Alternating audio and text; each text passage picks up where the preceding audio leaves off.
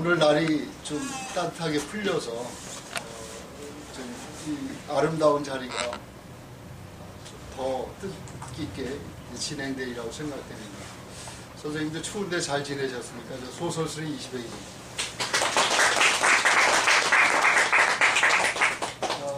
우리가 지난해 여러 가지 일이 있었습니다만 아프니까 청춘이다. 그래서 아프면 좀 참으라 이런 말 많이 들었고요.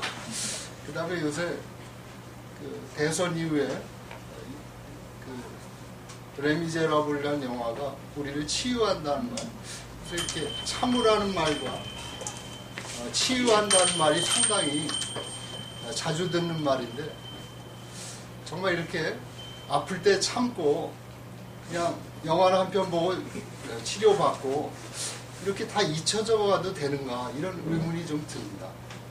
그래서 아프면 좀 분노해야 되고, 또 정말 반성하지 않은 것에 대해서는 용서보다는 끝까지 따질 수 있는, 돌아보는 작업이 좀 필요하지 않는가, 이런 개인적인 생각을 했던 터에 귀중한 책 한 권을 제가 접하고, 혼자 읽기가 좀 너무 좀 안타깝다 이런 생각에 많은 분들과 좀 함께 좀 했으면 좋겠다 이런 뜻을 드렸더니 흔쾌하게 응해 주셔가지고, 더 깊은 것은 강사비도 없이 바쁜 시간 쪽에서 광현석 소설가님께서 자리에 함께 해주셨고요. 그분보다 더 바쁘신 우리 이재용 소설가께서 오늘 이 자리는 공식적으로는요, 그동안 그 작가들 중에 좀 사상이 불순하다고 되는 일부 작가들의 모임이 리얼리스트 100이라는 모임이거든요. 거기서 이렇게 주기적으로 작가들, 글을 쓰는 작가들이지만 또 작가들하고의 대화를 하는 모임이 있습니다. 그 13번째 자리가 되고요.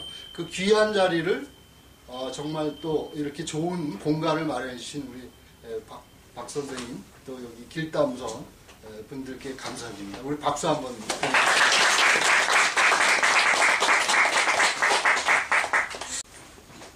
오늘 우리가 함께 이야기를 나눌 책은 그들이 내 이름을 불렀을 때라 해서 김근태 선생님의 삶을 조망하는 소설의 형식으로 만들어진 책입니다. 이 책 속에 또 읽다 보니까 이 길담소원을 이렇게 꾸려나가신 우리 박 선생님 말씀도 나오고 그래서 더욱 뜻있는 자리가 아닐까 이렇게 생각합니다. 오늘 참석하신 두 분 선생님에 대해서 양력을 간단히 소개하도록 하겠습니다. 박연서 선생님은 울산에서 태어나서요, 중앙대학교 문해창작과에서 공부를 하셨고요. 사담입니다. 저하고도 짧게 같이 공부했습니다. 선생님 주로 열심히 운동하러 뛰어다닐 때 저는 막걸리집에 앉아서 좀 부끄러운 날들을 보냈는데, 소설집으로 내일을 여는 집, 그 다음에 랍스터를 먹는 시간, 10년간, 당신의 왼편, 내 산문집으로 아름다운 정, 하노이의 별이 뜨다 등이 있습니다. 이렇게 자주 책을 많이 내시는 편은 아닌데, 한번 낼 때마다 이렇게 세상을 좀 이렇게 움직이고, 그 개 중에 주변에서 얘기하니까 책을 읽다 우신 분들이 꽤 있더라고요. 이번 책을. 그런 문제작이나 큰 작품들을 많이 하시고요. 신동엽 창작기금, 오영수 문학상, 황순원 문학상 등을 받으셨습니다. 오늘 함께 대답을 나눠주실 이재용 소설가, 제가 양력을 입술 못해가지고 본인의 소개 인사로 참여해서 듣도록 하겠습니다. 죄송합니다. 아니, 괜찮습니다. 그 이후에 진행은 우리 대담자 선생님께 맡기도록 하겠습니다.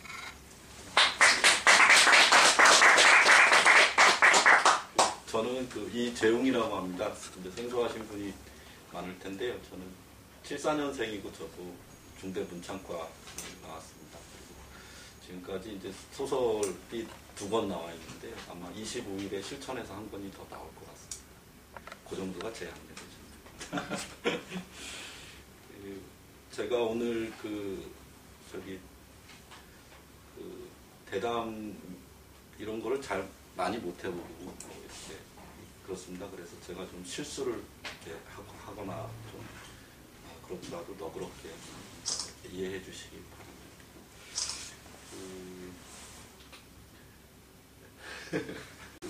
제가 박연석 선배님을 처음 뵌 거는 그 93년도인가 4년도인가 그거예요. 제가 그때 중대 문창과 1학년인가 2학년인가 그런데 중대 문창과에서 이제 그 당시 가장 핫한 젊은 작가들을 모셔다가 강의를 듣는데 어느 날 그 방현석이라는 작가를 초빙해왔더라고요. 그래서 그 방현석 선배님이 이제 기억하실지 모르지만 그때 오셨어요. 그래서 저도 그때 내일을 여는 집을 선배들이 다 강제로 읽게 만들어가지고 저도 읽고 참석. 그때는 그게 통하던 시대였나봐요. 90년대 초반이라. 그래서 강제로 읽고 이제 참석을 했어요. 읽고 나서 참석을 해서 그 작가 질문 시간이 있었어요. 그래서 제가 선배님 기억 못할 건데 제가 그때 이렇게 말씀을 드렸었어요. 그래서 뭘 말씀을 드렸냐면 소설이 너무 그 역사관이 너무 기계주의적 역사관 아니냐. 아주 가소롭게. 그때 1학년 2학년이니까 아무것도 모를 때인데 그렇게 질문을 드렸던 것 같아요. 그랬더니 장혁서 선배님이 그때 뭔 답변을 주셨냐면 자기가 모든 작가는 본질적으로 탐미주의자라고 생각한다. 그리고 자기 역시 탐미적 어떤 습성이 있다고 생각한다. 그러면서 그 이야기 뒤에 쭉 뭔 이야기를 하셨어요. 그런데 왜 제가 그 앞부분만 기억을 하냐 하면 그때 내일을 여는 집 읽고 나서 이런 소설을 쓰는 사람이 자기를 탐미주의자라고 이야기할 줄은 몰랐어요. 그래서 제가 좀 뻥쪄가지고 좀 약간 충격을 받았던 것 같아요.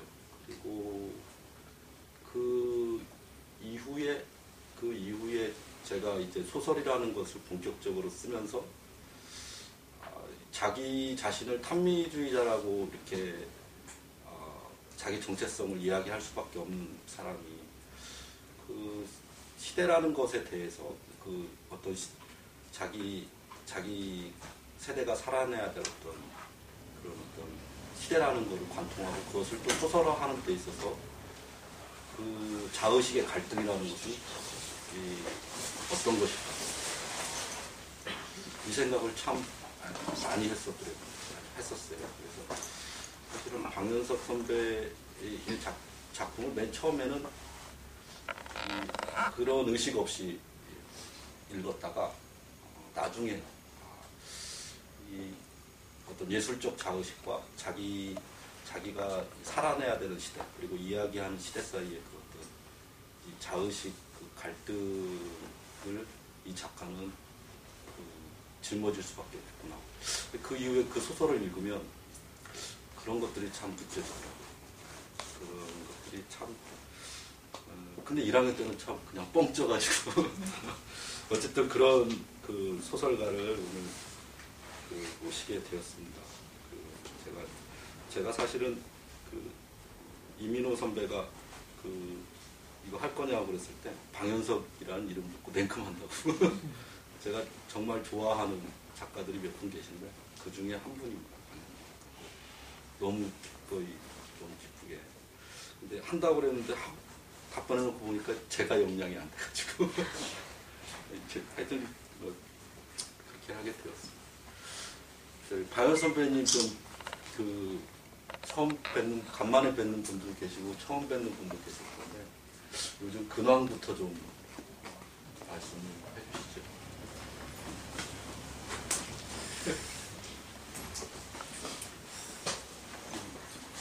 혐의 사실과 취조 내용은 미리 안 알려줘서 아무런 이 취조에 응할 준비를 사전에 못 갖추고 왔습니다. 여러분 반갑고요. 또 그동안 사실 여러 해 동안 밖에서 문단에 출입을 잘 안 했습니다. 쓴 작품도 없고 쓴 글도 없이 나와서 다니는 것도 민망하고 그렇게 게으르게 살아서 최근에 이제 그 소설책을 내고 나서 그 이시백 선배님께서 불러주셔서 매우 고맙게 이렇게 나왔습니다. 그래서 이런 자리에서 이렇게 뵙게 돼서 대단히 고맙고 이렇게 신통치 않은 그 작품을 썼는데 관심을 가지고 이야기 자리에 함께 해주셔서 고맙습니다. 그래서 제가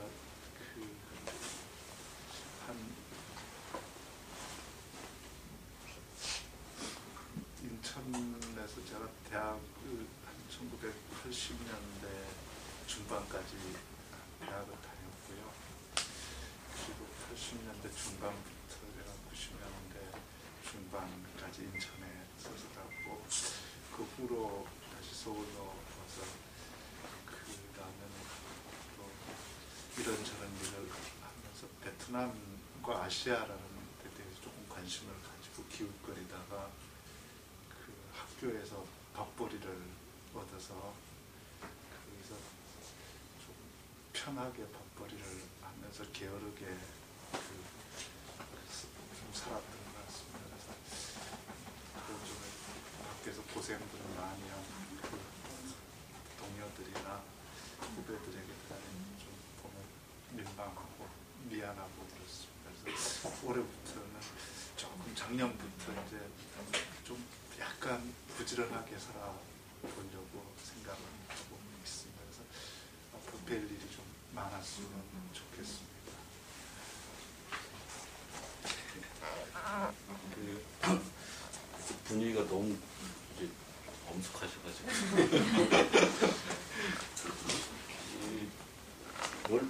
선배님 원래 저 이런 분위기였나요? 작가에서 편했던 것 같은데 굉장히 목소리가 너무 작으세요. 아, 목소리가요? 네. 아, 제가 목소리를 크게 해야겠네요. 오늘 이제 그들이 내 이름을 부를 때 이 소설에 대해서 이야기를 할 건데요. 그 전에 이경수님 안 주시면 될 것 같아요. 아니, 저는 안 주셔도 될 거예요. 저는 아직 좀 젊으니까요. 외칠 수 있어요. 제가 올해 40이 됐거든요. 30하고 40하고 다르더라고요. 근데 지금 죄송합니다. 오늘 그들이 내 이름을 부를 때라는 책을 이야기할 건데요. 그 전에 작가 방현석에 대해서 조금 좀 이야기를 했으면 좋겠어요. 그래서 이력에 나와 있는 방현석 말고 좀 제가 이거 대담 준비하면서 인터넷에 이렇게 많이 뒤졌는데 시대적인 발언이나 이런 것들은 굉장히 많이 하셨더라고요. 그런데 사적인 것들은 말씀이 거의 없으셨더라고요. 그래서 잘됐다 대담해서 그런 거나 좀 가뜩이나 질문할 거 없는데 사적인 거나 좀 여쭤봐야겠다 그렇게 물어봐야겠다 이런 생각을 했는데 그래서 오늘 그들이 내 이름을 부를 때 이거 하기 전에 작가 조명이라고 할까요? 그런 시간을 조금 갖겠습니다. 그래서 몇 가지 컨닝하지 마세요. 왜 자꾸 컨닝을 하세요? 작은 놈으로.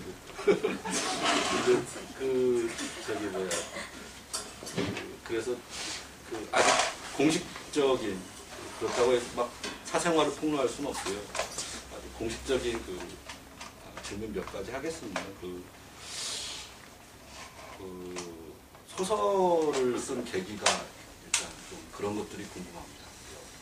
어떻게 해서 소설이라는 것을 쓰게 되었는지, 그리고 그런 뚜렷한 계기가 없다면 자기 정체성의 어떤 부분들이 있어서 작가로서 이렇게 나아갈 수 있었는지 그런 것들이 좀 궁금할 때가 있습니다. 그런 것들에 대해서 조금 이번 기회에 좀 밝혀주시죠. 조금 쓸게요. 내 돈 안 내고 갈 수 있는 여행 기회가 있어서 젊은 친구들을 따라서 무리한 여행을 한 보름 동안 했더니 거의 죽다 살아서 지금 목이 좀 쉬었어요. 죄송합니다. 저는 원래 울산이라는데 울산이 울산 시내에서 자란 것도 있고요. 지금은 다 시내가 됐는데 우리 고향도 그때는 아주 시골이었어요. 시골. 그래서 참 한국이 얼마나 빠르게 변했냐면 그때 제가 초등학교 때 저랑 지게 지고 같이 나무하러 다녔던 친구들, 소 몰고 이렇게 소 먹이러 다녔던 친구들이 지금 고향 가면 다 그 승용차 타고 트렁크에 골프채 싣고 우리가 소 먹이던 자리, 나무하던 그 자리에 생긴 골프장에서 골프를 치고 있습니다. 그러니까 이게 한국에서 한 세대 안에서 참 일어난 굉장히 놀라운 변화죠. 이게 어떻게 거기에서 그렇게 자랐던 친구들이 지금은 그렇게 살고 있을 정도로 변한 게 아마 참 우리 사회가 아닌가, 우리가 스스로 믿을 수 없을 만큼 그렇게 자랐고요. 제가 중학교 때는 실험 선수였어요. 그래서 제가 아들이 하나뿐인데요. 그래서 참 하나뿐인 아들이 지금 실험이나 하고 있으니 그래서 서울로 유학을 보냈어요. 제가 중학교 2학년 때 서울 유학을 갔는데 참 시골에서는 그냥 가방만 들고 왔다 갔다 해도 그래도 꼴등은 안 했는데 서울에 오니까 거의 동수가 반에서 좀 맨 뒤에서 몇 등 이렇게 되더라고요.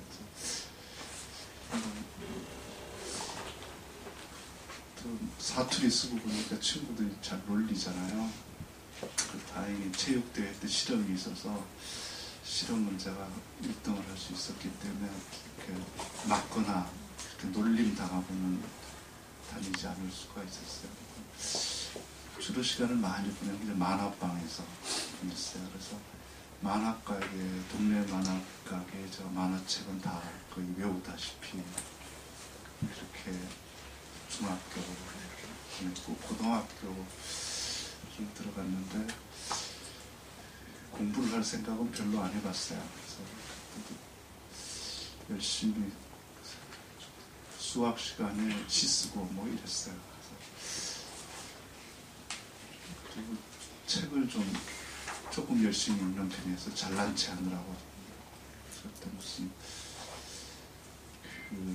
그때 뭐 한물 좀 지나갔지만 그 당시에 또 실존 철학 이런 책을 열심히 구해서 아는 척을 하려고 애를 썼었어요. 그래서 뭐 그런 거에 대한 글을 써서 교지 같은 데 발표하고 그랬어요.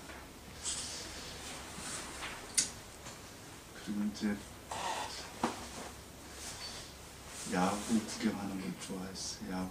그래서 동대문 운동장에서 야구를 많이 했죠. 야구장에 동대문에 가면 또 야구뿐만 아니라 헌책방들이 많았어요. 그래서 그때 버스 타는 거 1회 한 번 타는 값이면 옛날 사상계 그 무고노트를 한 권을 살 수 있었어요. 그래서 사상계 전권을 이렇게 사서 모으면서 읽는 게 고등학교 때 취미였어요.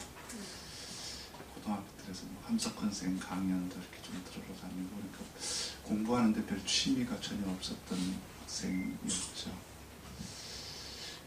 그러다가 이제 3학년 올라갈 때는 대학교는 가야겠기에 고등학교 2학년 겨울방학 때부터 공부를 좀 하려고 했는데 뭐 제대로 되겠어요. 성적이 신통치 않아서 어디 철학과를 가려고 그랬었는데 담임선생님이 원서를 써주지 않아서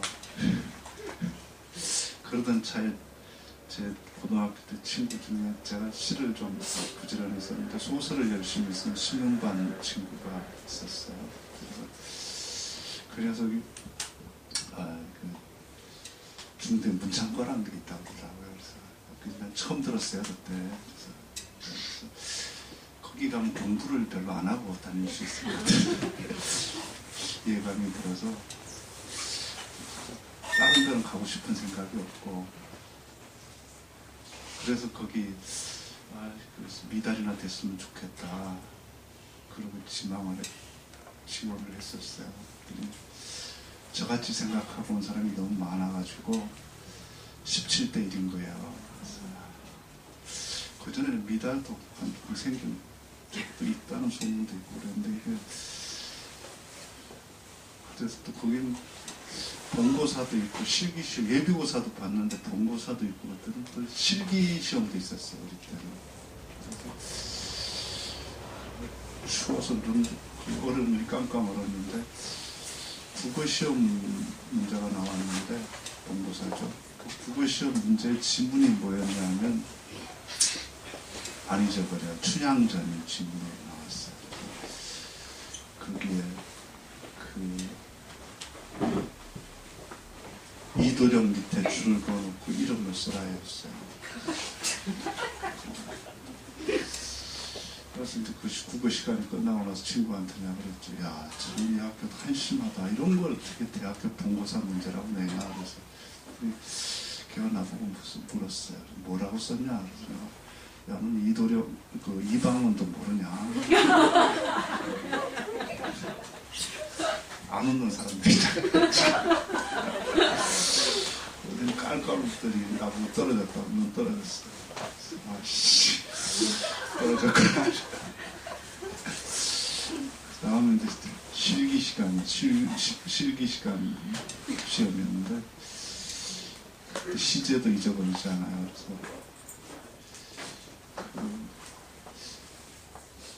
그래서 운문 제목은 창이었고, 산문 제목은 보리밭이었어요. 그래서 연속 문제를 몇 개 여러 개 풀어보긴 했는데, 그 두 개 중에 아무것도 없어요. 풀어봤던 연속 문제 중에. 시간은 한 절반 갔는데 별로 뾰족한 좋은 생각도 안 떠오르고 그러길래, 이래저래 생각해보니까 제가 써봤던 연속 문제 중에 강이란 시가 있었어요. 그래서 강자를 다 창자로만 바꿨어요. 내고 나왔어요.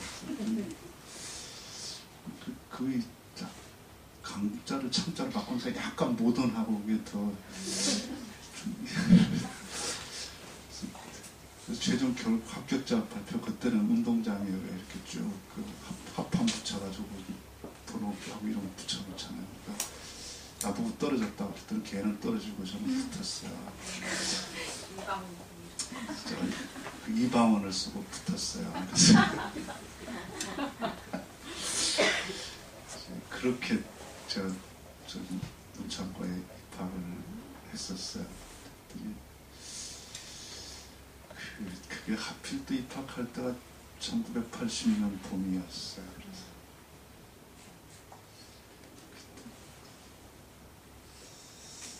겁이 없을 때였잖아요. 고등학교 때부터 사상계 이런 걸 부지런히 읽고 다녔던 사람이라, 애들이 박정희 대통령 죽었다고 이렇게 우는 것을 보고 참 가엾게 이렇게 코웃음을, 저는 대학교 와서 그러니까 당연히 또 데모하는데 부지런히 따라 다녔죠. 그때 또 마침 그때 우리 학교에 복학생협의회 회장이 송기원이었어요. 그래서 송기원의 특징이 공부 찬양이에요. 그래서 송기원 선생님 말 들으면 다 인생을 망쳐요. 누구나 보면 거의 금방 작가가 될 것처럼 이렇게 칭찬해버리기 때문에, 그럼 이럴 테면 이래요. 작품을 보여주면, 야, 넌 거의 작가나 다름없어. 넌 작가야. 이렇게 얘기하니까 어린 애들이 얼마나 간이 커지겠어요. 그때도 1학년 때 그 데모를 제일 열심히 하니까 또 이쁘게 봐줘서, 야, 1학년이 최고야. 니들이 제일. 그러니까 또 수업은 하나도 안 하고 날마다 그 데모하는 데 따라 다녔었죠. 근데 제가 그때 시를 보여줬거든요. 손기현 씨한테, 선배한테. 시를 보여주니까 별 반응이 없어요. 그렇게 고무 찬양을 잘하는 사람인데 이 반응이 좀 문제죠. 그리고 시를 좀 잘 쓰는 애들이 많았어요. 그러니까 우리 동기들 중에 아무리 봐도 이제 인정을 아무리 안 하려고 해도 저보다 시를 잘 쓰는 애들이 한 5명은 있는 거예요. 그때 이게 실력이 안 될 때 할 수 있는 훌륭한 방법이 하나가 있어요. 아무도 못 알아먹는 시를 쓰는 거예요. 그럼 함부로 욕하지 못하거든요. 뭔지 모르기 때문에. 그래서 아무도 못 알아먹는 시를 좀 쓰다가 이건 아닌 것 같아서 소설을 한 편 썼어요. 써가지고 그 송기현 선배한테 들고 갔어요. 집에 들어갔더니 그때 송기현 선배 아마 바람 피다 걸렸는지 현관문에 딱 들어가니까 전지로 커다랗게 나는 당신을 사랑합니다 이렇게 딱 반성문을 현관에 붙여놨더라고요. 가서 소설을 보여줬더니 고무 찬양을 세게 하더라고요. 소설 써야 돼. 소설가나 다름없어. 그래가지고 그때부터 제가 그래서 이제 시를 그만 쓰고 그 이후로 시를 쓴 바 없습니다. 그래서 소설이라는 걸 그때부터 쓰게 됐었어요. 이게 어떻게 소설을 쓰게 됐는지는 여기까지 얘기하면 취조에 매맞지 않고 지나갈 정도는 부럽나요?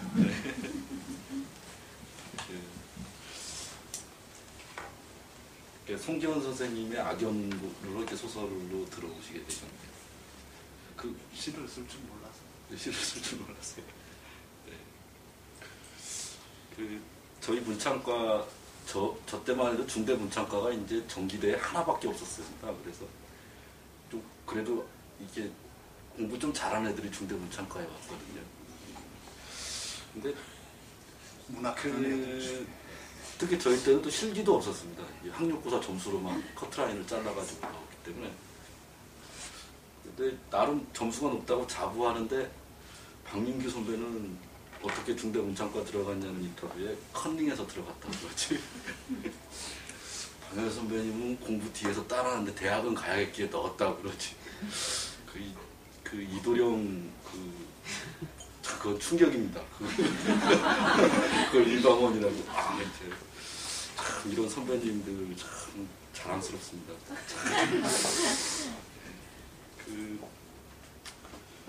그러면 이제 요거를 좀 또 여쭤봐야 될 것 같아요.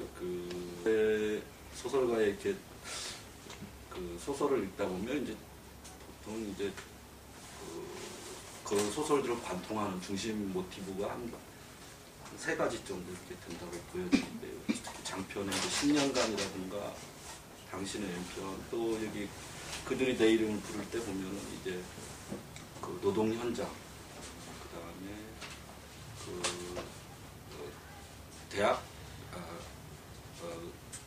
대학 운동, 또 고문이랑 그리고 이제 그 불굴의 의지, 이런 어떤 4가지 모티브는 지속적으로 이렇게 관통하는 것을 볼 수가 있습니다. 그 중에 이제 대학 캠퍼스에서의 이제 운동권 학생들의 어떤 움직임이라든가, 또 그들의 어떤 이 대화 내용, 그들의 성향, 또 그들이 그 시대를 바라보는 시선들, 이런 것들은 아주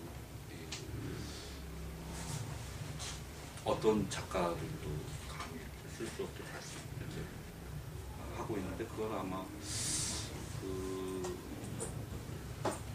방현석 소설가가 이제 누구나 다 알다시피 대학 시절에 또 총학생회장 출신이고, 또 그 당시 대학 운동에 또 총학생회장 출신으로 이렇게 깊숙이 안에 또 들어가 있었고, 그것 때문에 또 제가 이제 대학 들어갔을 때 박윤석 선배에 대한 무용단이 떠들었어요. 우리 선배, 박윤석 선배라고. 그때 이제 그 학생 운동 하면서 이제 경찰서에도 많이 끌려가시고 또 많이 맞으셨대요. 그렇게 선배들이. 그래서 늘 하는 말이 박영선 선배는 그렇게 맞으면서도 의지를 꺾지 않으셨다. 이게 이제 결론이긴 해요. 이게 결론인데 어쨌든 많이 맞으셨대요. 그런 학생 운동을 하게 된 계기라고 할까요? 그런 것을 좀 말씀을 해주시죠. 네, 좀 말씀을 해주시죠. 거의 자서전.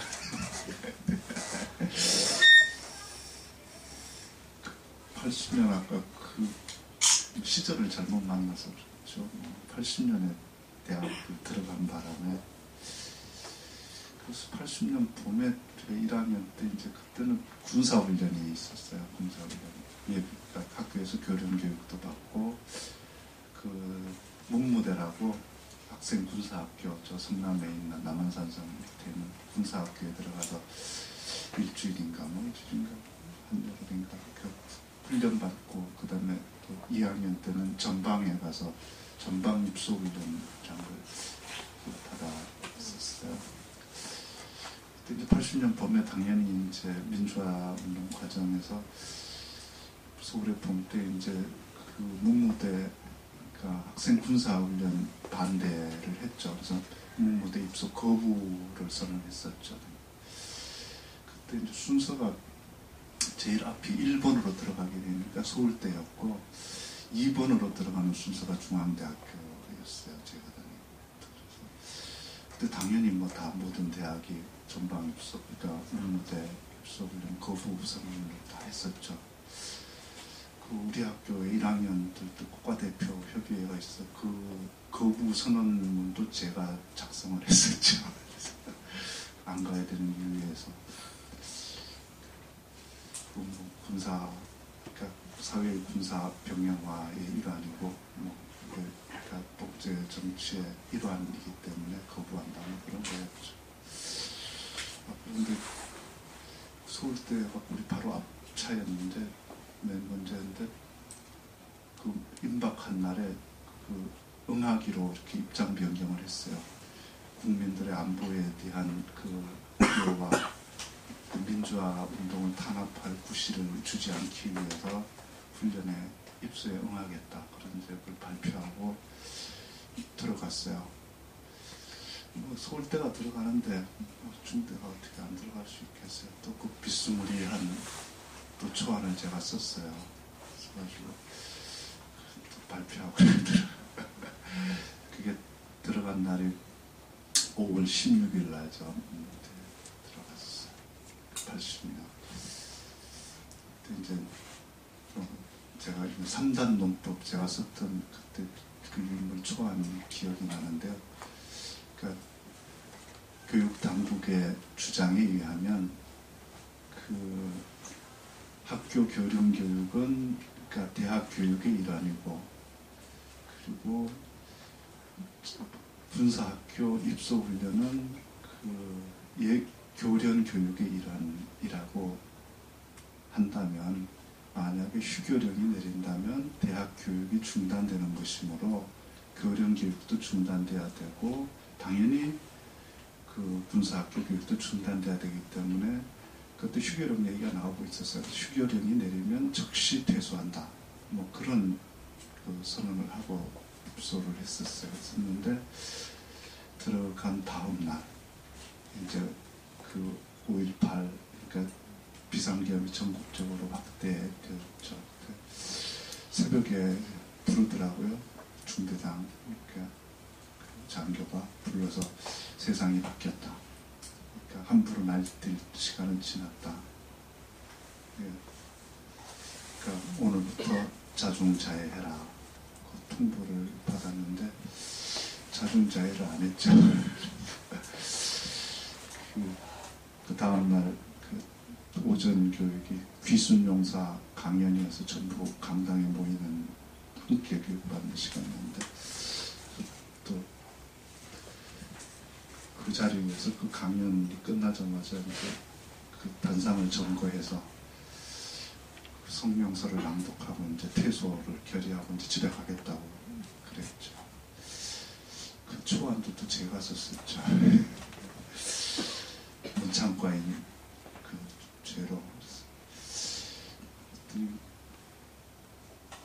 장군 그 별을 다신 분이 나와가지고 학교장에 나와서 상부에 보고해서 보내주겠다고 기다리라고 그래서 무대 연병장에서 기다리고 있는데 점심도 안 먹고 기다리고 있는데 새카맣게 이제 양쪽 정문과 후문으로 이렇게 공수부대가 이제 완전 무장해서 우리를 포위하더라고요. 그래서 이제 충동 이렇게 참 포위에서 좁혀들으니까 겁나잖아요. 대학교 1학년인데. 그래서 애들이 다 도망갔죠. 네모반으로. 근데 우리 앞장서서 끝까지 싸우다 죽겠다고 말로 선언을 그렇게 해놓고 도망가기 쪽팔리잖아요. 겁은 나는데. 그래서 마지막에 보니까 운동장에 딱 3명 남았더라고요. 그 선언서 쓴 나. 선언서 읽은 놈.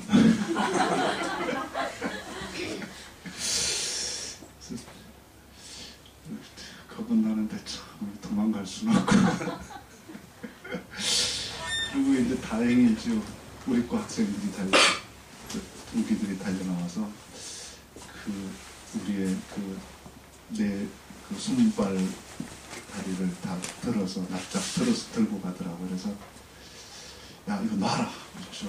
난 여기서 죽을 거야. 그러면 속으로 얼마나 다행인지 말은 그렇게 하면서 또 그렇게 가서 이제 처음 보안대란 데를 구경하기 시작했었죠. 그래서 그리고 참 그때는 군인들이 참 좋은 시절이었어요. 그때 이제 우리 풀어달라고 총장이 와서 눈물을 흘리면서 호소를 했어요. 총장이 옆에 있는데 그래도 명색이 대학교 총장인데 보안사 중위도 안 되는 사람이 야 니네 총장이 말이야 눈물로 비니까 내가 봐주려고 그러는데 그래서 또 권총 한번 이렇게 장전했는데 그러던 시절이었어요. 그리고 나니까 이제 그 다음에는 이제 또 데모들을 조금씩 했죠.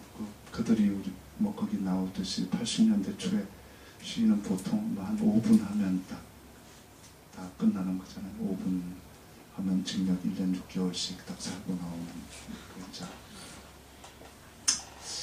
그 차례로 잡혀가더라고요. 지금 그래서 저기 아까 이시백 선배님이 술집에서 그때 살았다 그랬는데 저는 운동을 열심히 했다는데 제가 그때는 운동을 열심히 하지 않았고요. 제가 중간파였어요. 그래서 우리 문창과에는 2개의 파가 있었어요. 주류와 비주류가 있었는데요. 주류는 술집에서만 사는 사람이 주류였고요. 비주류는 술을 안 먹는 자들이 비주류였어요. 그러니까 주류가 당연히 주류였어요. 네.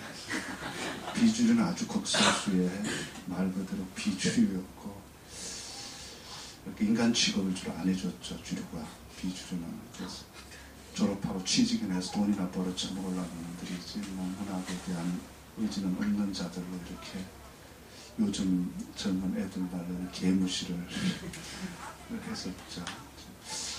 그 와중에 이제 제3의 세력이 그때 이제 생겨나기 시작했죠. 이제 운동권이라고 공부하는 학생들이 생겼는데 제가 그 주류와 그 사이에 어정쩡하게 왔다 갔다 하는 학생이었어요.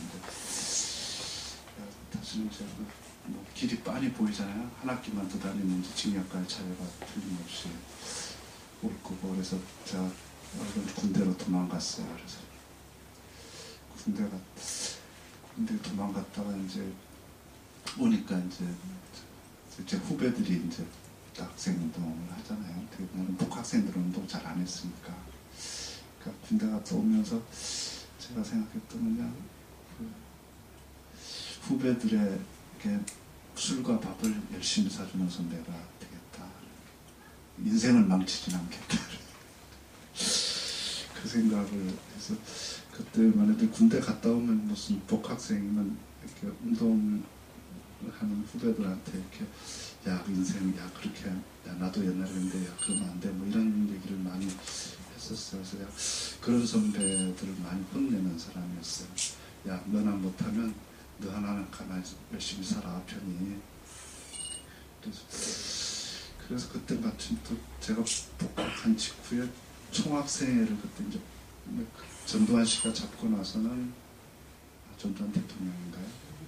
전두환 대통령께서 하실 때는 다시 총학생회를 다시 학도국단으로 80년에 잠깐 부활했다가 다시 학도국단으로 해서 이렇게 임명제로 이렇게 했었어요.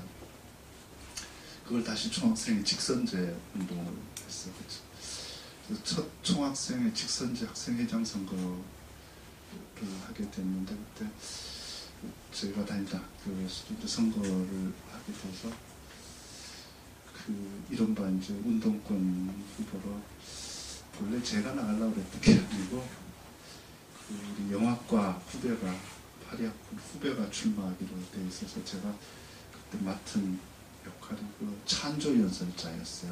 그 지지 찬조 연설자였어.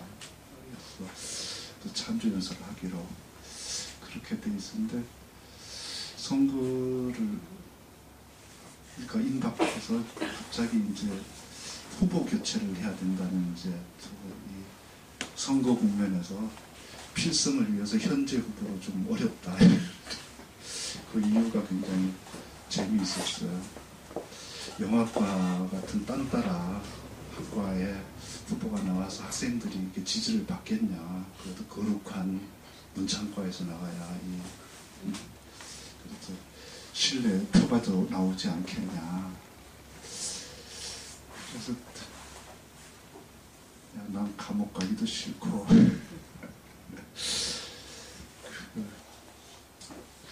지지는 한다 그러지 않았냐. 도하는 주지만 장은 못 쓴다. 자기들이 다 한다고 후배들이 다 할 테니까 그냥 이름만 걸고 있으면 된다고. 그렇게 해서 꼬임에 넘어가서 출마해서 인생을 조진 거죠. 그러니까 그때는 조금 그게 설득력은 좀 있었어요. 왜냐면 맨날 언론에서 그 정부에서 하는 얘기가 일부 극소수 의식화 학생들이 이제 학원의 면학 분위기를 해치고 있다고 주장했기 때문에 이 선거에서 져버리면 진짜 그렇게 되는 거예요. 이게 다수 학생의 의견이 아니었다. 선거를 한 번도 안 해봤으니 그때 뭐 여론조사가 있는 것도 아니고 이 선거 결과가 어떻게 나올지 알 수가 사실 없잖아요. 그래서 출마를 하다가 뭐 인생이 이렇게 됐죠. 그 지금도 참 그래서 마이크 잡님은 잘 안 좋아하는데 그래서 이 거룩한 자리에 서게 되면 거룩한 말만 하게 되잖아요. 무슨 회장 이런 거 하면 항상 불태전해라고 그러죠. 결사투쟁 그죠? 이런 거 항상 외쳐야 되잖아요.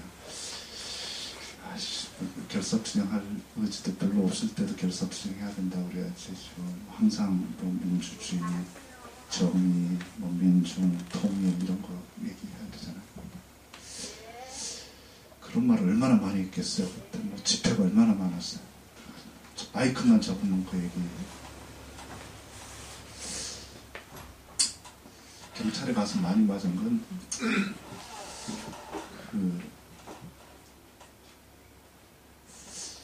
경찰은 그때 모욕을 잘 주죠. 가면 뭔가 모욕을 딱 때리기 전에 우선 정신적 모욕을 좀 주잖아요. 박쥐 같은 놈이 뭐 이런 그렇죠.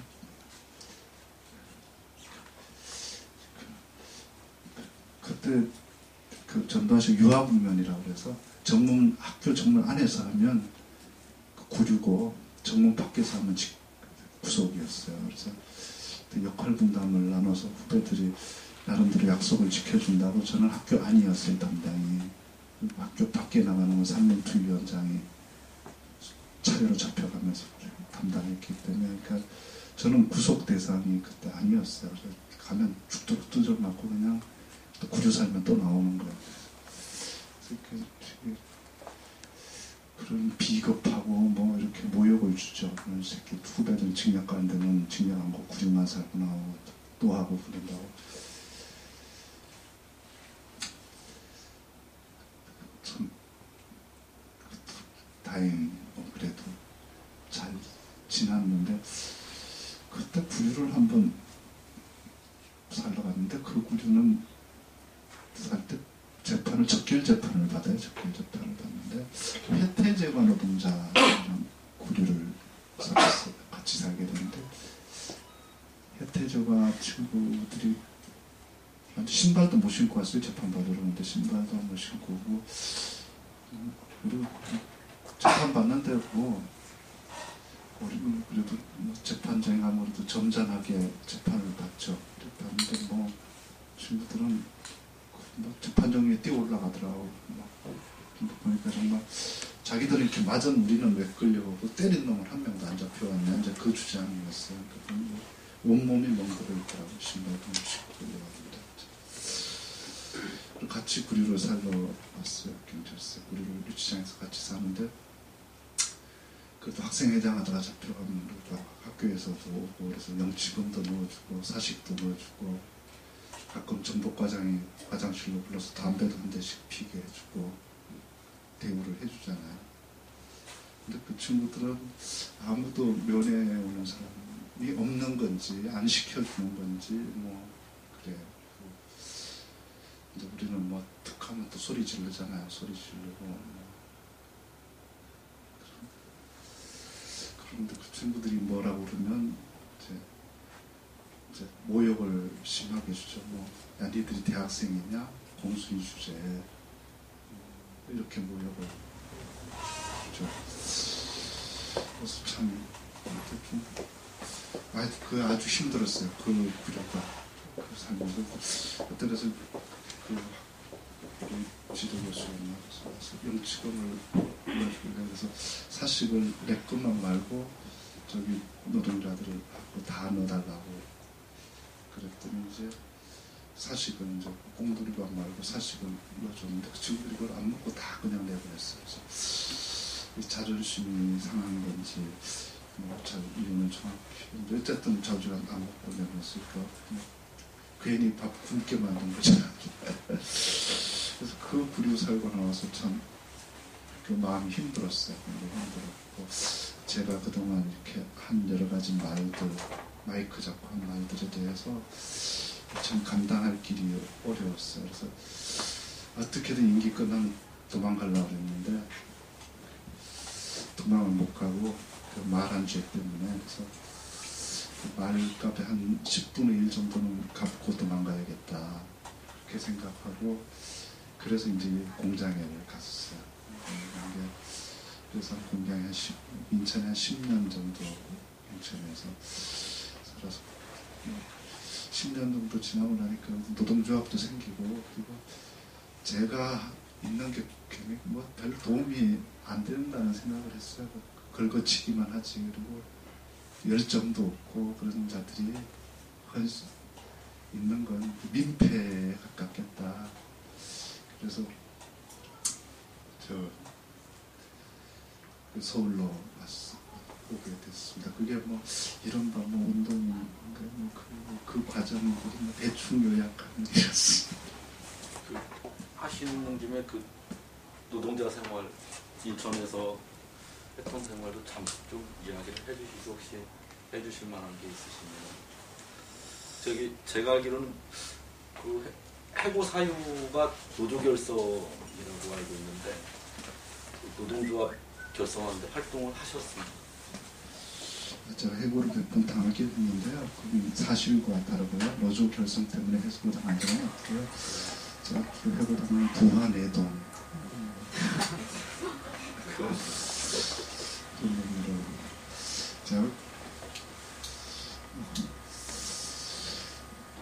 제가 한번 제가 이제 공장 다닐 때는 군복 바지 있었어요. 군복 바지에 허리띠는 항상 저기 포장용 끈이 있어요. 비닐끈 비슷한 거. 그걸로 허리띠 대신 군복을 그걸로 입고 윗도리는 그 어깨 그 나시티죠. 어깨 없는 거 그거 걸치고 이렇게 다녔어요. 그 건달 비슷하게. 그래서 아무도 제가 가방끈이 좀 길다고 생각조차 안 해줬어요.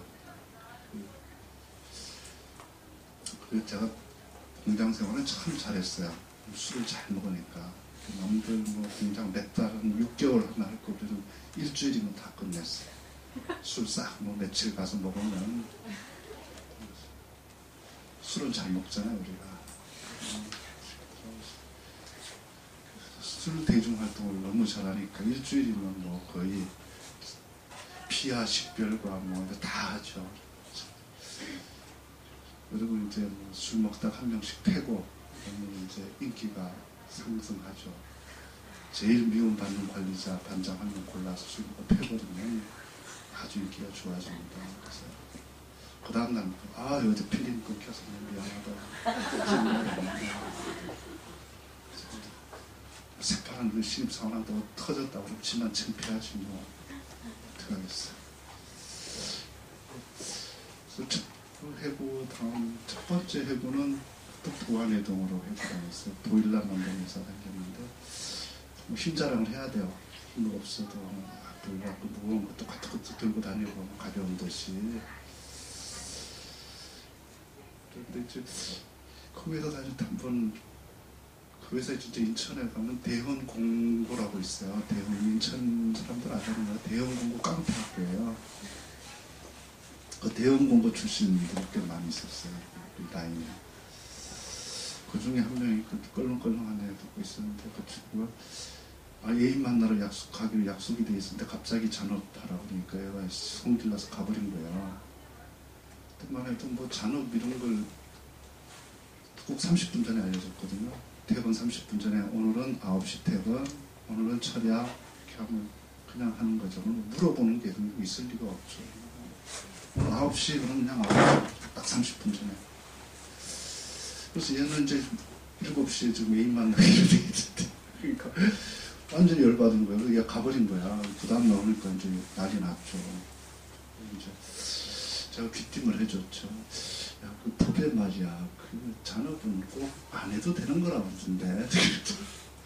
정말이야? 한번 물어보다가 정말이야. 법에 틀림없이 그렇게 돼 있대. 법에 그 있어. 몇 조 몇 항에 거기 다 있대. 걔가 딱 법에 말이야. 몇 조 몇 항에 안 하게 돼 있는데 왜 내가 막 따진 거예요. 나와서. 뭐야. 그때만 해도 관리자고 사장이고 근로기준법 이런 걸 알려고 생각도 안 했기 때문에 그런 근로기준법이 어떻게 생겼는지도 아무도 아는 바가 없는 사람. 그래서 당황해서 그날 지나갔어요. 그 다음에 두 분들은 그래서 야 그럼 우리 내일 그냥 다 가버리자 이렇게 된 거예요. 저 대원 공고 애들이 이제 주동이 된 거죠. 그래서 그 중에 한 명이 벨을 딱 누르고 벨을 누르니까 집에 다 가버린 거예요. 난리가 났어요. 근데 색추에 이제 나섰는데 사장이 직접 저를 불러서 이제 저한테 얘기했어요. 부안해동 하지 말라. 방구는 내가 잘 보고 있는데 곧반장도 시켜주고 불순한 일들이 일부 계속 제가 부안해동하는 바람에 잘렸어요. 그 다음 회사에서 노조 만들고 난 뒤에 잘렸는데 그때는 이제 노조 할 때 무슨 교육선전부장인가 했었는데 그때도 잘릴 때는 제가 그런 걸로 전혀 잘리지 않았어요. 제가 잘리고 한참 지난 다음에 드디어 어디서 애들이 내 학적부를 구해와서 그 게시판에 붙여놨더라고요. 그래서 그때는 제가 이미 스스로 제가 다 풀어버렸기 때문에 뭐 효과도 없었죠. 그래서 제가 그 사실과 달리 한 번도 위장 취업이라는 이름으로 해고당하진 않았어요.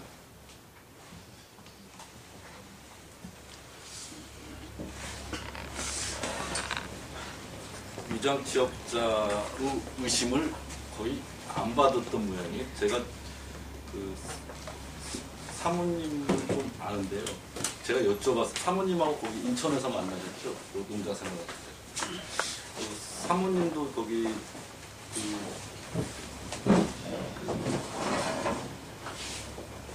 서울대 사범대학 출신이세요. 사범대인데 이제 거기도 이렇게 노동운동 하러 인천 공장으로 들어가신 거예요. 근데 거기서 두 분이 만나셨대요. 근데 제가 학비리라고 그러잖아요.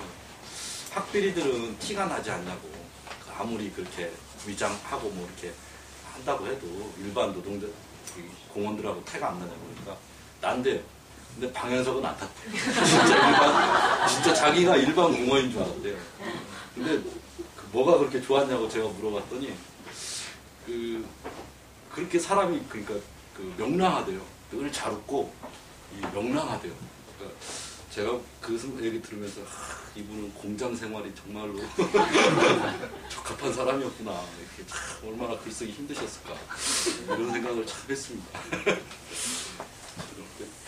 위장 취업 때문에 아무도 몰랐을 것 같아요. 위장 취업한 지를. 아니 사모님도 몰랐으니까. 제가 이제 몇 가지 인생의 이제 계기들을 이렇게 짚어봤는데 이런 인생의 계기 방현석 선배 방현석 소설가의 개인적인 어떤 인생의 이제 그런 굴곡들이 소설에 이제 고스란히 이렇게 담겨져 있는 것을 볼 수가 있습니다. 그리고 사실은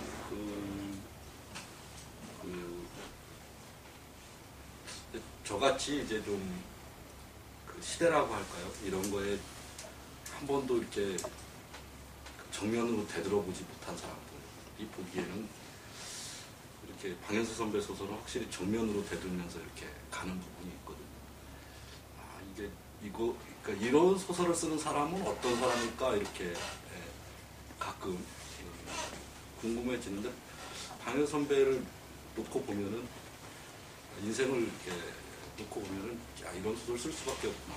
이렇게 시대의 중심에서 이렇게 정면으로 맞닥뜨리면서 가는 사람이라는 거 결국 이런 소설을 쓰는 거구나. 이런 생각을 참 많이 합니다. 왜냐하면 작가로서 이제 그런 소설을 쓰고 싶어도 이게 무슨 역사적 상상력이나 이렇게 그렇게 해서 쓸 수 있는 부분이 아니거든요. 소설가. 그게 왜 그러냐 하면은 이제 뭐 신정관이나 당신의 왼편이나 또 이제 그들이 내 이름을 부를 때나 내일을 여는 집 이 소설들이 어떤 순정과 비애 시대를 정면으로 이렇게 관통하는 순정과 비애라는 게 있는데요. 그런 정서는 역사적 상상력으로 이렇게 소설가들이 만들어낼 수가 없는 거예요. 그거는 정말 작가가 어떤 시대를 이렇게 정면으로 관통해 봤을 때 가질 수 있는 순정과 비애. 그러니까 사건을 만들어낼 수는 있습니다. 상상력으로. 그런데 그 정서까지 그렇게 만들어낼 수는 없거든요. 상상력이라는 것이. 하여튼 그런 생각이 듭니다. 그래서 제가 이제 그걸 좀 여쭤보려고 그래요. 이건 좀 질문이 좀 어려울 수도 있고 그런데 방현석 선배님에게 순정과 비애라 이건 뭘까요? 이 방현석 선배님의 그 소설을 관통한 그 순정과 그 비애는 어떤 거라고 하시세요? 원한 소송에 직접 관련이 없는 질문 아닐까요?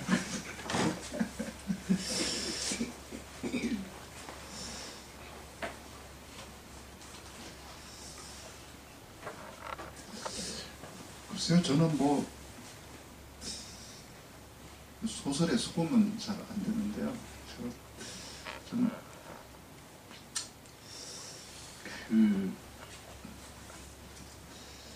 소설이 좋은 건 자기 얘기를 하지 않아도 되기 때문인 거라고 저는 생각을 해요. 시는 자기 얘기를 다 해야 되지 않나요? 소설은 남의 얘기도 자기 얘기처럼 할 수 있고 자기 얘기도 남의 얘기처럼 할 수 있는 게 그게 소설의 매력이 아닐까 그렇게 생각합니다. 시는 자기 얘기를 좀 기본적으로 하는 거라고 생각을 하고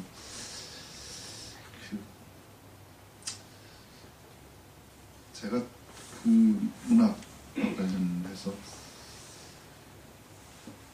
좀 빚진 마음과 좀 안타까운 마음은 80년대, 90년대 이렇게 그 리얼리즘 문학을 했던 많은 친구들이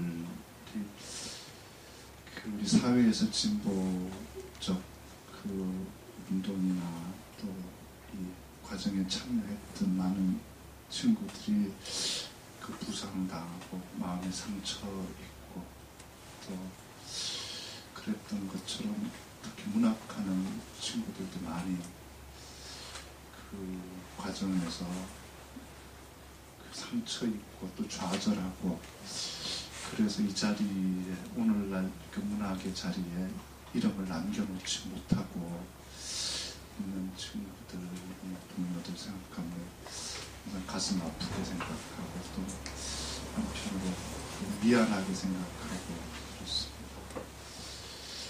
우리 때 아주 특수한 시대였죠. 그게. 우리 시절에 신춘문예나 이런데 그 투고를 하면 그게 굉장히 불순한 제도권에 투항하는 그런 걸로 생각해서 신춘문예 투고도 해볼 수 없었고 글 쓴다는 사실을 얘기하는 건 굉장히 창피한 일이고 숨겨야 될 일이고 이 엄중한 시절에 무슨 글은 사치스럽게 부르주아처럼 이렇게 해서 글 쓴다는 사실도 숨겨야 되고 그리고 어디에 공모에 응하는 것도 제도에 편입되는 것 같아서 그것도 하지 말아야 되는 그런 시절에 글을 썼었고 또 그렇게 하다 보니까 그 특수한 시대의 정서에 일정하게 그 강제되는 측면이 틀림없이 있을 수밖에 없었고 그게 시대가 국면과 이렇게 바뀌었을 때 거기에 적응할 수 있는 갱신들이 필요했었는데 그러기에는 그럴 수 있는 시간과 여유가 없었고 또 세상도 그렇게 관대하지 않았고 굉장히 어떻게 보면 이제 80년대, 90년대가 지나가 중반에 왔을 때 이제 그러한 경향에 대한 일종의 응징과 같은 보복을 어쩌면 당하는 그 속에서 거의 극소수만 살아남고 나머지는 사실 좌절하는 과정들이 있지 않았나.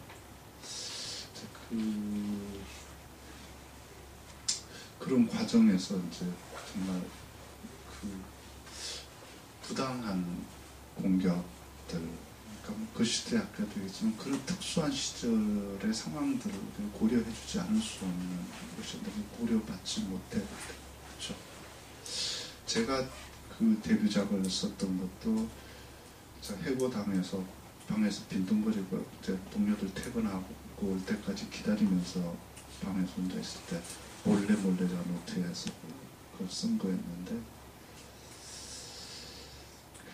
글 쓴다는 게 그냥 창피하니까 말 못했죠. 그래서 몰래 써서 뭐 노동자들 얘기들 이렇게 쓴 거 봤을 때 이건 좀 아니다 싶은 작품들이 많았어요. 사실은 좀 잘 쓴 작품도 있었지만 이건 아닌데 같은 그래서 적어도 문학이라고 하면 이제 미학적 성취가 어쨌든 있어야 하고 그것이 다큐멘터리와 다른 넌픽션과 다른 구어와 다른 슬로건과는 다른 그 어떤 성취의 지점이 있어서 그것으로 채워내지 못한 것을 그래도 채워줄 역할이 없으면 문학의 역할도 없는 거 아닌가.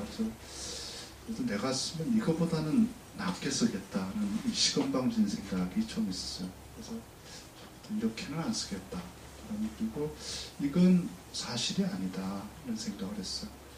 저는 아까 뭐 공장이 체질이라는데 전혀 아니었어요. 제가 제일 싫은 게 공장 다니기였어요. 제일 힘든 게 다른 매 맞는 거 이런 거보다 매는 잠시 맞으면 돼요. 근데 제일 싫은 공장에서 일하는 거예요. 공장에서 뭐 여기 일해보신 분 몇 분 계시겠지만 그건 정말 싫어요. 힘들고 전 한 번도 즐겁게 노동해보지 못했어요. 노동이 즐겁다는 얘기 전 믿지 않아요. 제일 힘들고 제일 견디기 어렸던 게 노동이고, 가령 사출 공장 다닐 때 사출기 보신 적 있어요? 한 보통 웬만한 사출기들, 제가 잡은 사출기들은 한 3톤, 3, 4톤짜리 트럭만한 크기인데, 검형이 와서 이렇게 플라스틱 제품을 찍는 거죠.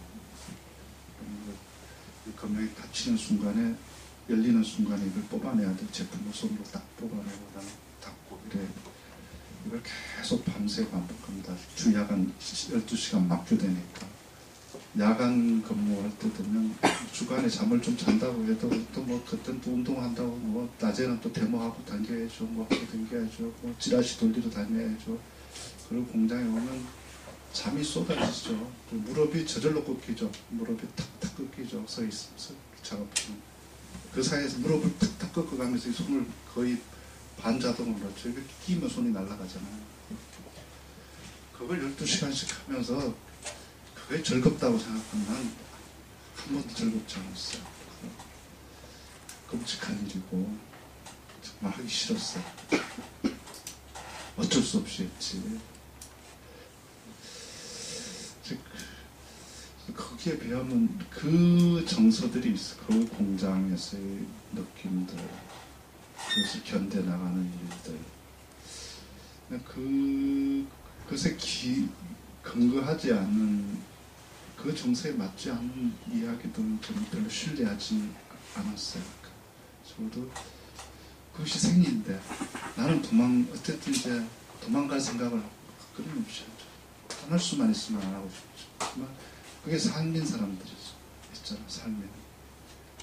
그리고 근데 제가 굉장히 놀랐던 건, 제가 데뷔작이 내딛는 첫바닥이라는 작품이 제 데뷔작인데, 제가 다녔던 공장 얘기들이 많이 담겨 있는 얘기인데, 근데 처음 파업을 했을 때 굉장히 놀랐어요. 그 친구들, 우리 공장에서 같이 일했던 친구들, 평소에 제가 보지 못했던 참 놀라운 모습들을 봤어요. 아, 저런 친구 속에 저런 면이 감춰져 있었던가 싶은, 그러니까 감동적으로 아름다운 모습들. 그래서 저는 그래서 우리가 응징 당할 때 90년대 중반에 이른바 리얼리스트들이, 그러니까 우리 문단에서 집중적인 응징을 당할 때 뭐 똑같은 상투적인 작품들을 도식적으로 썼다. 뭐 그 주장에 대해서 뭐 여러 사람들이 반성도 하고 그랬지만 저는 절대 반성하지 않는다. 결코 그 주장에 동의하지 않는다. 그러니까 천편일률적이라고 그렇게 얘기하는데 1980년대, 90년대 전체에 틀어서 이른바 리얼리즘이라고 할 만한 현장을 다룬 작품이 우선 천편이 되지 않는다. 그런데 무슨 천편일률이냐. 응? 고작 100편이냐 되냐 이거. 그 많은 수많은 그 너절한 사랑 이야기들, 10만 편 인류를 놔두고 100편 고작 되는 걸 가지고 1000편 인류라고 얘기하는. 그리고 나는 그렇게 쓴 바 없다. 도대체 내 작품에 어떤 작품과 어떤 작품이 같다는 거냐. 내 작품이 누구의 작품과 같고 내 작품이 어느 작품과 어느 작품이 같다는 거냐. 우리 근거 사실을 가지고 얘기해보자.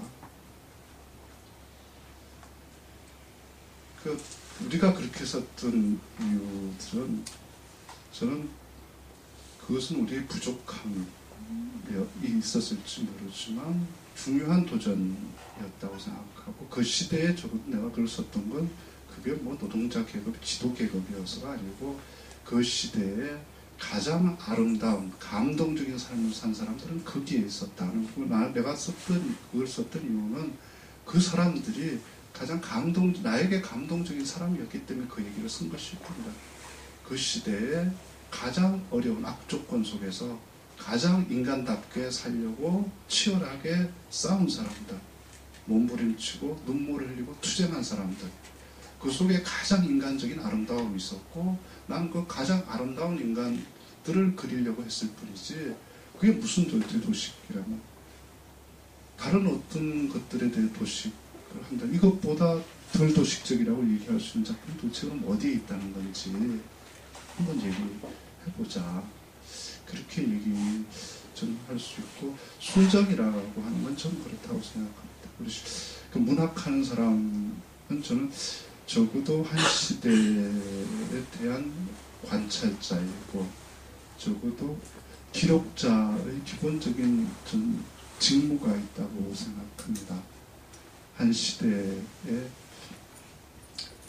속에서 그 그늘 속에서 그 잊혀진 사람들, 그 무엇으로부터도 기억되지 못하는 것들, 아무도 기억해주지 않는 것들, 그러나 가장 아름다운 것들이 그 속에 있을 때 적어도 그것을 포착해서 누군가 기록해줘야 한다면, 그것을 누군가 그 아름다움을 기억해줘야 한다면 그 사람이 저는 작가여야 한다고 생각하고, 그럴 때 비로소 저는 작가에 값한다고 생각합니다. 그렇지 않다면 그게 도대체 무엇으로 작가라는 점에 값할 수 있나. 저는 그런 면에서 작가가 가져야 될 그 문학의 역할, 문학적 순정이라고 하는 것은 적은 내가 그렇게 살지는 못하겠지만 그렇게 살아간 사람들에 대해서 내가 기억해주고 우리가 적어도 함께 그 사람들을 기록해주는 것. 그래서 영구히 비록 그것이 저 책장 어느 구석에서 읽히지 않고 묻힌다 하더라도 적어도 사라지지 않고 사로잡아서 그 기억들을 남겨두는 것, 그 기록들을 보존해주는 것, 그게 전 우리 문학이 해야 될 적어도 최소한의 소임이 아닌가 그렇게 생각을 했습니다. 답변을 드리겠습니다. 제가 왜 답변을 드렸냐면 이런 질문을 드렸냐면 이제 그들이 내 이름을 부를 때 이게 이제 팩트와 이제 픽션이 섞여서 이렇게 이루어진 소설인데요. 사실은 그래서 이 픽션적인 측면에 소설 측면에서 이렇게 보자 하면은 사실은 이런 김근태라는 어떤 인물 이렇게 성함을 불러도 되는지 모르겠는데 어떻게 불러? 하여튼 그냥 예의가 없더라도 지금 부르겠습니다. 어떻게 의장님이라고 전 의장 국회의원이라고 명칭을 어떻게 뒤에 넣어야 될지 몰라서 이 김근태 이분이 예를 들면 방현석 소설가가 이걸 쓴다고 했을 때 두 가지 면에서 저는 참 적합하다고 생각했는데, 하나는 70년대와 80년대의 역사를 누구보다도 치열하게 살은 작가라는 측면에서 타당성이 있고, 또 하나는 이 김근태 이분의 어떤 순정과 비애를 읽어낼 수 있는 작가는 그만큼의 어떤 이 순정과 비애를 그래도 가지고 있는 작가라야 김근태의 어떤 인간 김근태의 어떤 순정과 시대에 대한 순정, 인간에 대한 순정, 그리고 한 개인이기 때문에, 왜소한 개인이기 때문에 감당해야 될 어떤 비애, 이런 것들을 담아낼 수 있지 않을까 싶거든요. 그런 측면에서 보면 방현석만한, 방현석 소설가가 이 김근태 하여튼 이분의 기록자로서 호출당한 것이 픽션적인 측면에서 보면, 팩트적인 측면에서 보면 어떤 인연 때문에 호출당했겠지만, 픽션적인 측면에서 봐도 인간 김근태의 순정과 비애를 담아낸 작가로는 방현석 소설가가 거의, 제가 보기에는 거의 없는 것 같아요. 적합자. 제가 보기에. 그것 때문에 순정과 비애라는 키워드를 꺼내봤습니다.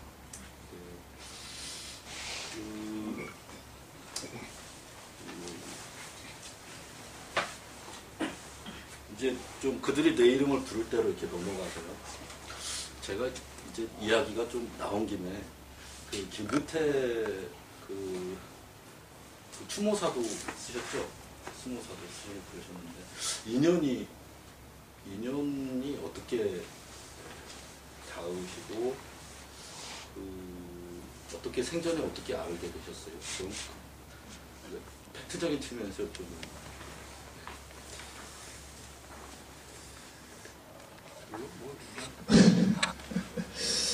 개인적인 인연 때문에 쓴 건 같은보다는 이제 굉장히 김경태라는 사람 중에서 고마운 생각과 미안한 생각을 가지고 있습니다. 그래서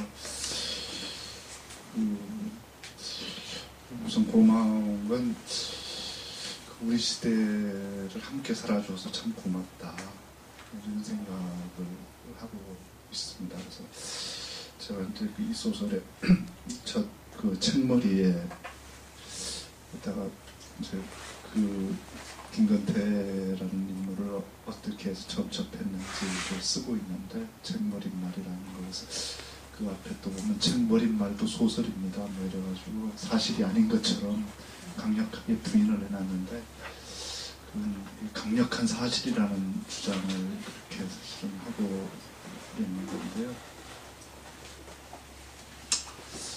제가 실제로 그 김건태라는 사람을 만난 게 그 인천에 있을 때 그게 문건으로 제가 봤습니다. 다도 여러 번 돌려 복사를 해가지고 거의 반은 읽을 수 있고 반은 해독이 잘 안 되는 문건을 제가 받아서 읽었는데 그때 본 그 문건은 우리 조직운동에 저기 뛰었던 초심자들에게는 주지 않는 거였어요. 돌리지 말라는 겁나서 운동 안 하죠. 그러니까 그거 읽으면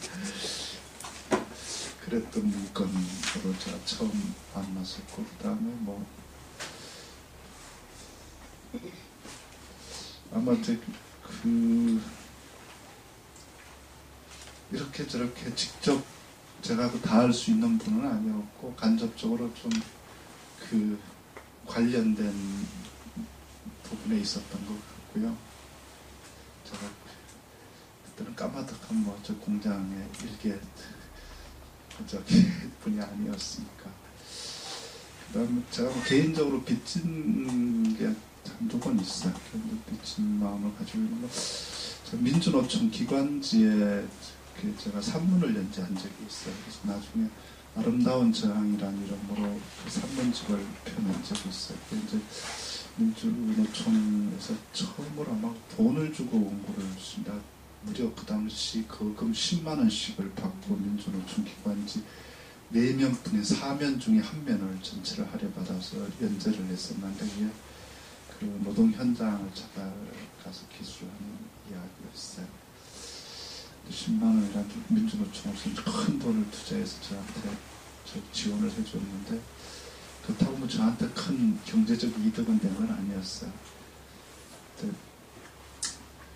그 지방 출장을 다 갔어야 됐기 때문에 서울이면 다행이지만 가는 태백 같은 데 가면 1박 2일, 2박 3일씩 교통비야 되고 숙박비야 되고 또 사진기자까지 붙여주는데 그 사진기자가 또 여자잖아요. 방 2개 잡아야 돼요. 그냥 한 방 썼으니까. 여기 가면 또 술도 한 잔 먹어야죠. 또 뭐 이게 취조하는데 제일 좋은 길은 또 술을 먹이는 거거든요. 또 이제 빨리 부니까. 그래서 그렇게 해서 저는 그 연재를 다 모아서 책으로 묶은 게 아름다운 저항이라는 그 노동 현장 기획이었어요. 출판 기념회란 걸 그때 민주노총에서 해줬어요. 그 기관 강당에서 강당으로 한 2배 정도 규모가 되는 강당이었는데 그 자리에 그때 김건태 선배가 왔어요. 그때 막 무슨 김대중 당에 무슨 입당해서 그때 막 부총재인가 뭔가를 입당 몇몇 걸고 들어가서 국회의원 한 14석 그것도 얻어가지고 들어갔을 때였을 거예요. 그래서 저 서너 줄 뒷전에 앉아 있었어요. 이렇게 하는데 뭐 우리가 초청을 특별히 한 건 없었어요. 근데 뭐 그렇게 뭐 다른 자도 아니고 아무것도 아니고 그냥 온 여러 사람의 손님 중에 한 명으로 앉아 있었는데 어떤 분이 일어서서 심하게 따졌어요. 저 사람이 왜 여기 왔는지, 왜 이 자리에 있냐고, 매우 불쾌하고, 그래서 모욕을 좀 심하게 줬죠. 누가 초대했냐, 그래서 제가 초대를 했다고 그랬죠. 한 20분 그리고 고맙고 가만히 앉아있던 이제 식이 진행되는 동안에 그냥 조용히 일어나서 가시더라고요. 좀 미안했지만 뭐 그 사람 무슨 그냥 와도 되잖아요. 뭐, 대한민국 국민이면 다 올 수 있는 권리가 있는 거 아닌가. 그렇게 지적했던 분이 저기 크레인에 올라와서 아주 우리 노동운동사에 아주 중요한 이렇게 일을 해주신 분이었죠. 나중에.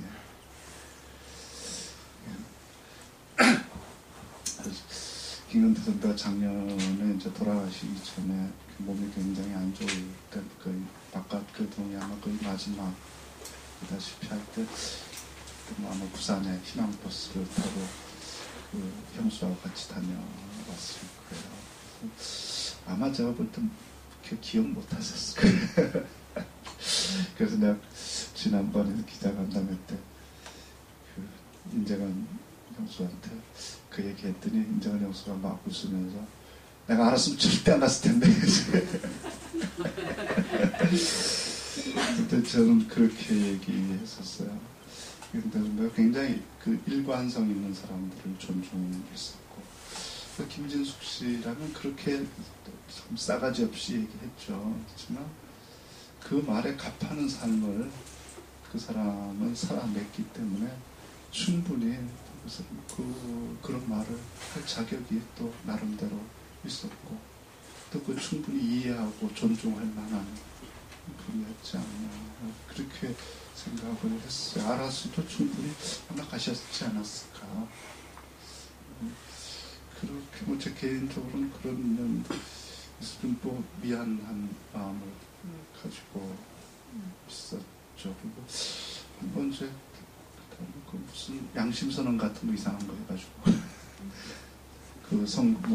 대선 후보 경선할 때 돈 더 썼다고 해서 불어가지고 스스로 부른 바람에 재판 받았을 때 틀림없이 제일 작게 썼는데 그래서 출마한 사람 중에 제일 작게 썼는데 불었다는 이유로 자기만 가서 재판받고 몇 배 쓴 사람들은 아무 문제도 없고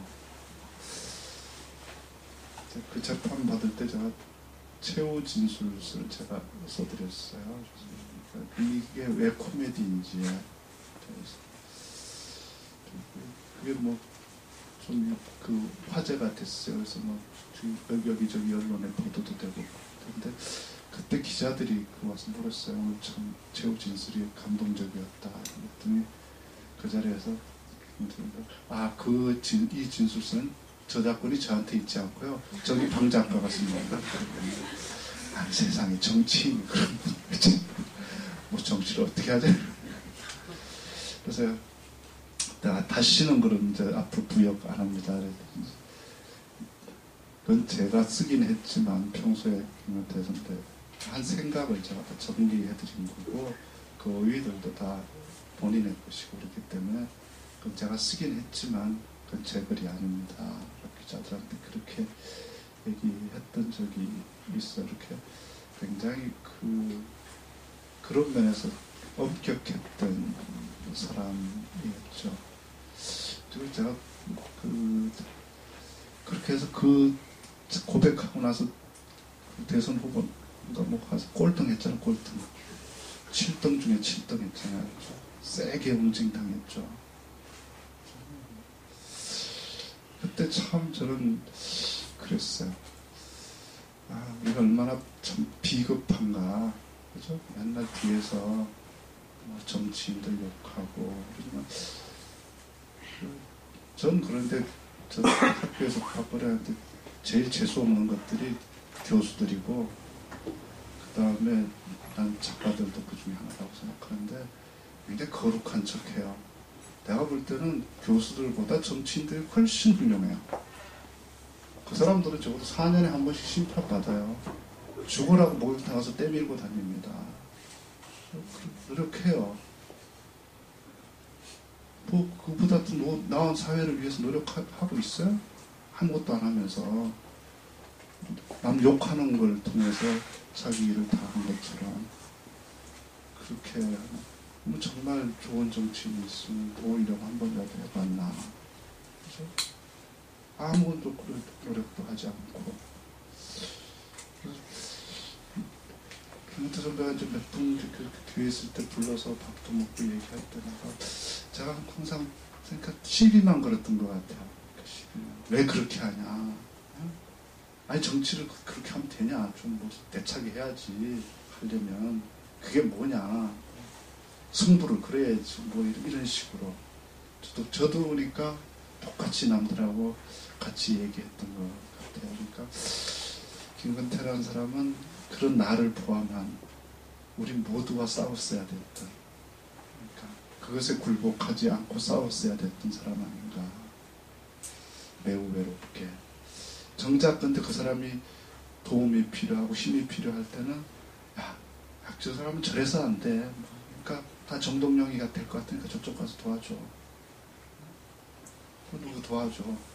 다 그렇게 하고 또 만나면 당신은 말이야 뭐 우리 대표인데 우리의 민주화의 상징인데 뭐 왜 그렇게 하냐 뭐 또 이렇게 하고 정작 아무런 자기 역할들은 하지 않고 그런 사람 중에 사실은 나도 빼놓지 만나서 정말 그 사람이 필요한 것을 어떻게 도와줄까 하는 그걸 생각하지 않고 비평가처럼 그런 얘기들 실제로 보면 그 내용이라고 하는 것도 참으로 한심한 결국은 타협하라는 얘기예요.